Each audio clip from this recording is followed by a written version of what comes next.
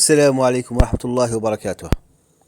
أكدت المديرية في بيان لها وفاة شرطي وإصابة آخر بجروح بليغة بعد تعرضهما للاعتداء بالسلاح الأبيض أثناء تأدية المهام بولاية زوزو منتصف ليلة الأربعاء 18 من جانفي 2023.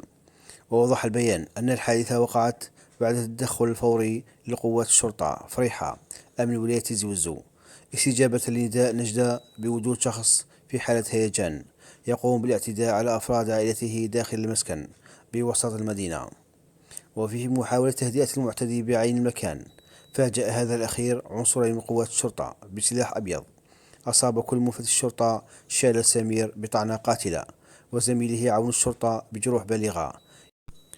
وحسب بيان الأمن الوطني فقد تم توقيف المعتدي 35 سنة من قبل مصالح الشرطة مع فتح تحقيق تحت إشراف النيابة المختصة، لإشارة أن الشرطي المتوفي شال سمير 46 سنة متزوج وأب لطفلتين يقيم بقرية إخرابا بلدية فريحة رحمه الله. دمتم في رعاية الله وحفظه. السلام عليكم.